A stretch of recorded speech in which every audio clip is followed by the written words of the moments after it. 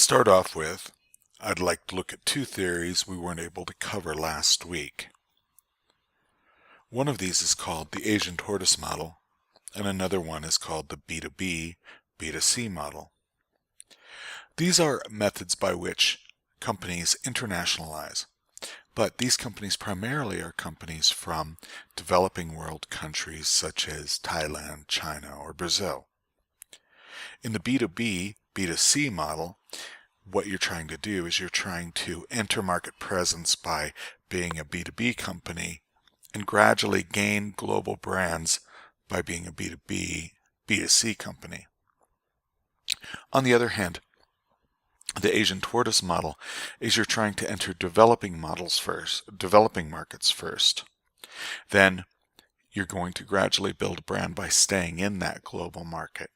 So B2B, B2C, you're going to stay in emerging markets first, and Asian Tortoise, you're going to enter developed markets first. In the B2B, B2C model, one example is Acer. Acer started out as a parts company. We're going to call this an OEM company, an original equipment manufacturing company.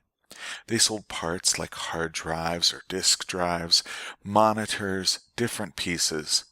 They built market share in emerging economies, and then gradually they started to build their own products. Once they started to build their own products like television sets or computers, they started to launch in developing markets. So first, what they became was a contract manufacturer, which is an OEM. Then their people started to go global, their assets started to go global, and then eventually their brands started to go global. But first, they were just about small products that they used and sold as OEMs. Again, the OEM is an original equipment manufacturer. So the difference is that you're going to obtain scale to acquire good managers. You're going to establish managerial functions and become a brand. As you do these things, you can move from a B2B company in order to a B2C company. Another example is the Asian Tortoise model. Two companies are very famous for this. The first on the left is Toyota.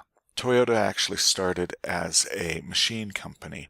They made engines which powered silk looms. Eventually they started to make small cars in the 1950s and immediately launched those in the United States. But those cars were the cheapest cars on the market. Gradually they built brand by being the cheapest option. Eventually they moved up the chain by providing a low-end consumer car that was popular in universities. This was called the Toyota Corolla, which is now the biggest production car in the history of the world. Gradually they moved up, building better cars and getting better clients, and eventually having cars like the Lexus. So what you do is you enter at a low price point and a low perception, and gradually you're going to build brand over time. The other one on the right is called Lucky Gold Star. This is a Lucky Gold Star stereo from the 1970s. This was the cheapest option for stereos, for televisions, for recording devices, many different things.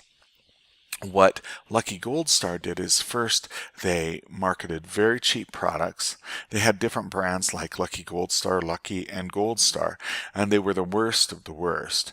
But gradually through the 90s they started to increase their brand and tried to hit a higher client and provide better products. And eventually this company was able to create enormous market share and brand value all around the world under the brand name of LG.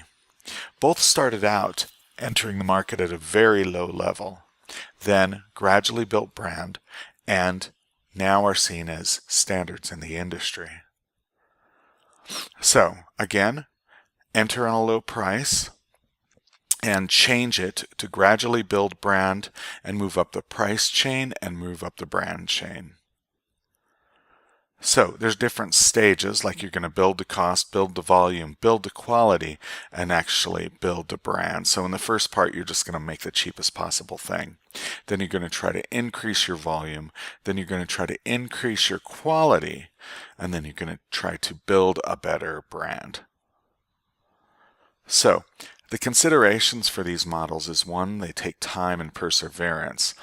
Look at Toyota. For them to get from opening their original, car dealerships in the United States to getting to the point where Lexus is considered a luxury car is something on the order of 40 years. There's different cultural values.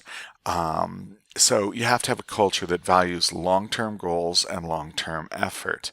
And you have to have the people and the interest to pursue world-class management, processes, and innovation. So thanks for watching these 2 additional theories on internationalization. I hope they help your understanding of how you're going to internationalize your company and what are some of the options available for you. Thank you so much.